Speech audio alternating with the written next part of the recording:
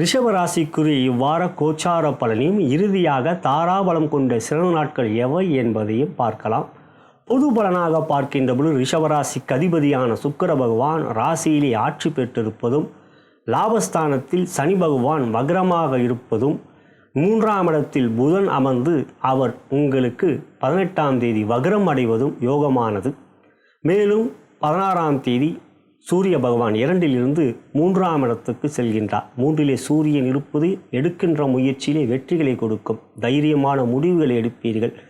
மதிப்பும் புகழும் அதிகரிக்கக்கூடிய, அந்தஸ்து உயரக்கூடிய ஒரு யோகம். இவையெல்லாம் சூரியன் மிதுனத்திலிருந்து கடகத்துக்கு சென்ற பிறகு உங்களுக்கு பலமாக அந்த பலன் கிடைக்கும்.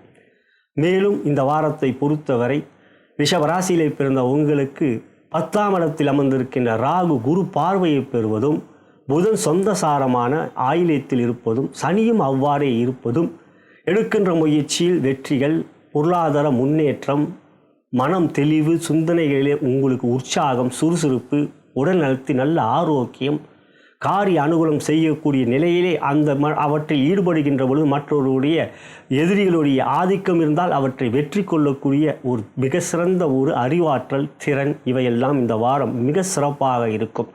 புதிய முயற்சிகளை தைரியமாக நீங்கள் ஈடுபாடை காட்டலாம். அவற்றிலே உங்களுக்கு உறுதியாக இந்த வாரம் வெற்றி இருக்கின்றது. குடும்பத்தில் சந்தோஷம், கணவன் மணி உறவிலே அன்பு, பாசம் என்று இந்த வாரம் மனதிற்கேற்றவாறே இனிப்பான ஒரு இனிதான நல்ல ஒரு அனுகூலமான வாரமாக உங்களுக்கு அமையும். அடுத்ததாக துறை ரீதியாக பார்க்கின்ற பொழுது ரிஷபராசியிலே இருக்கக்கூடிய தொழில் வியாபாரி அன்பர்களுக்கு இந்த வாரம் லாபம் கொண்ட வாரம். பொருளாதார முன்னேற்றம் மிக அதிகமாக இருக்கும். வரவுகள் சிறப்பாக இருக்கும். செலவுகள், வீண் செலவுகள் இல்லை.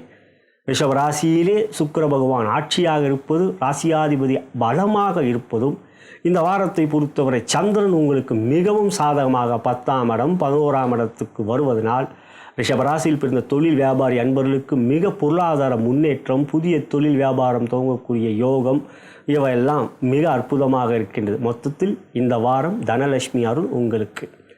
அடுத்ததாக ரிஷபராசியில் இருக்கக்கூடிய உத்தியோகஸ்தர்களுக்கு என்று பார்க்கின்ற பொழுது இந்த வாரம் உயரதிகாரிகளும் நட்புறவு சிறப்பாக இருக்கும். சூரியன் 3க்கு சென்ற பிறகு சக ஊழியர்களிடம் பகைமை இல்லை. நட்புறவு மிக பலமாக இருக்கும். எடுக்கின்ற எந்த ஒரு முயற்சியிலும் உங்களுடைய அந்தஸ்து உயரும். மதிப்பு மற்றும் மரியாதை அதிகரிக்கும் உங்களுடைய துறையிலே.